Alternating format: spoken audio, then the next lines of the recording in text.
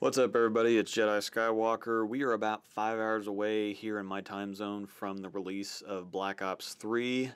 So, I was going to talk a little bit about some of the preparation that you can do, some things that you can do to familiarize yourself with the weapons, the maps, the movements, and all that stuff before you just jump right into multiplayer and figure it out on the fly.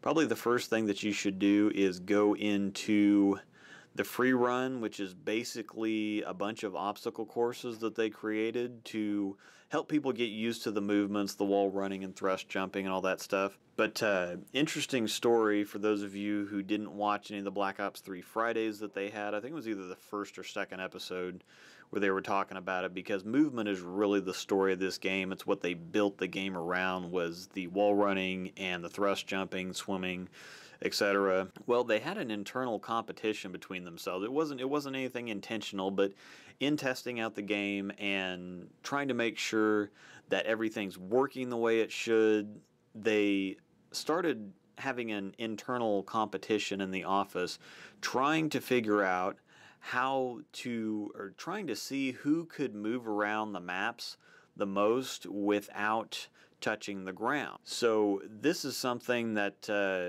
apparently became a really big deal for them. And so they thought, you know what, why not just put it into why not just add it into the game? And it turned out to be something, and from all the content that I've seen on YouTube so far, it's turned out to be something I think is going to be really popular. I mean, the idea behind it is to help you figure out the movement, help you get used to all these new things that, even though they had boost jumping in Advanced Warfare, it really doesn't play very similar to this game at all.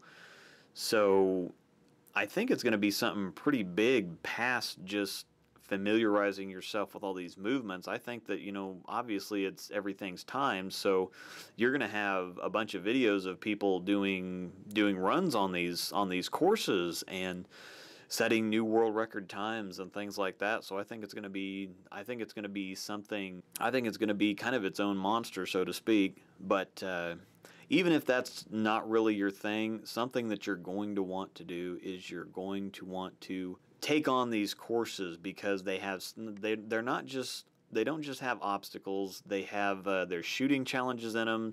They kind of force you to shoot while you're on the wall. They force you to control your thrust jumping. They force you to control your wall running. So it really is going to test exactly how good you have these movements down and how good you are at the movements. And this is going to help you quite a bit in multiplayer, because at least with the beta, it doesn't seem like people were really wanting to use the movements unless they really had to. It seems like everybody was trying to play it a lot more Black Ops 2 style, and so I feel that if you get mastery of all these movements, if you get really good at doing all this stuff, I think that you're going to be a lot better at the game than most of the people playing it.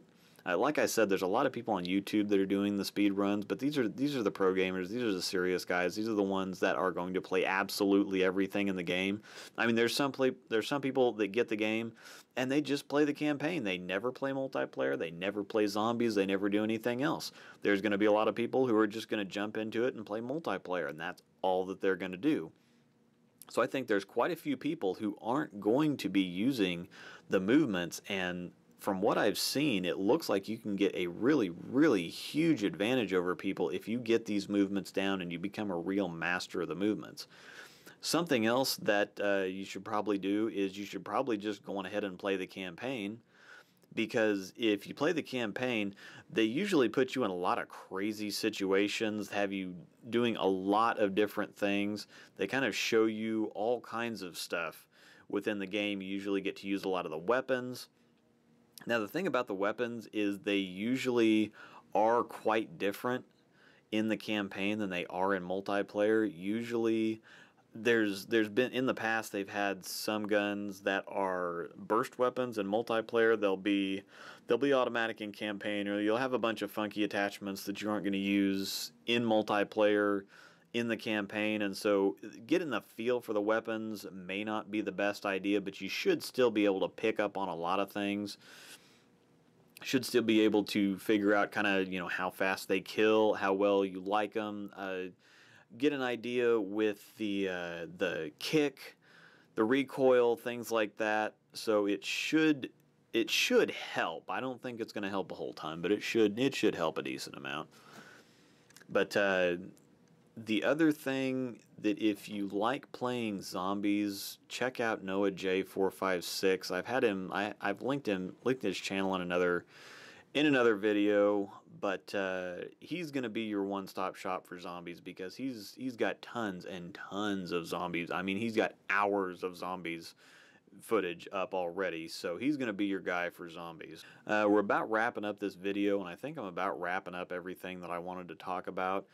I think that if you hit the campaign, if you hit the free run, if you just get into the maps themselves, don't get into multiplayer, just do a custom game or something and get yourself familiarized with the maps.